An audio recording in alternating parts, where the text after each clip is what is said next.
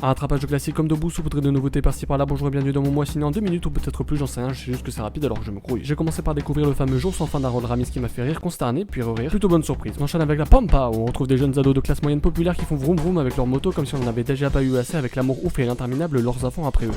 C'est beau mais on ronfle pas mal. Alors que mon premier visionnage des évadés fut quant à lui un pur plaisir qui m'a donné envie d'aller en prison et non merci en fait, je laisse la place à Marie et ses copains. Inéligible pendant 5 ans avec effet immédiat. Après j'ai emprunté en DVD Le Sens de la Fête où bah c'était pas tant la fête que ça. Vous êtes fatigué ou quoi? Et où j'ai passé le film à attendre des gars qui n'arrivaient jamais. J'ai découvert aussi le Disney Cusco que je recommande car c'était à l'époque où Disney savait encore faire des bons films.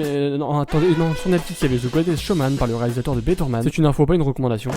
Puis je suis allé voir Mickey 17 de Bong Joon-ho, le réalisateur de l'horrible Parasite. Non, je déconne. Un film avec quelques défauts et notamment un scénario peu exaltant, sans grandes émotions et prévisible. Enfin, même si j'aurais pas pu prédire un plan à 3 avec de Pattinson. On continue avec Thelma et Louise, un road movie qui fait du bien à voir comme la fin des Glorious Bastards, si vous voyez ce que je veux dire. Mon satisfaisance de La Showgirl de Coppola, non, sa petite fille, où j'ai vu flou alors j'ai mis mes lunettes et bah c'était encore flou, littéralement. Puis sur Netflix à nouveau Ballerina de mais qu'est-ce que j'ai regardé? Mieux vaut tard que jamais, j'ai enfin regardé Anora et après avoir entendu tout et son contraire et à part des scènes longues, c'était très touchant. Bon, à part ce type qui s'est pas fait de jouer aux jeux vidéo, bordel, c'est quoi ça? Ensuite, ma mère Dieu et Sylvie Vartan n'étaient pas exceptionnels et j'ai ressenti qu'une émotion, de la peur en voyant le deepfake abominable de Vartan jeune. Bordel, c'est quoi ça? De retour sur Netflix, j'ai regardé Une femme en jeu, une histoire vraie où les flics ne servent à rien. Puis j'ai enchaîné avec le très bon Radio Prague, Les ondes de la révolte qui m'a fait investir dans une antenne radio pour me préparer à la censure fasciste. Bon, Netflix, rattrapage de Goliath, film plutôt fade comme son étalonnage malgré son message important, s'il vous plaît, arrêtez pesticides, moi pas vous l'arc-en-ciel. La fracture qui est la version nulle de Shutter Island a été suivie par l'encore plus nulle La Tresse, un film que j'aurais pu adorer si j'étais un mec de droite sorti d'école de commerce qui ne regarde jamais de films et qui admire l'exploitation de cultes religieux dans un but lucratif. Et pour finir ce mois de mars, je suis allé voir Novoken qui aura eu le mérite de me faire rigoler devant une scène de torture avant de fondre en larmes sur la nullité du scénario.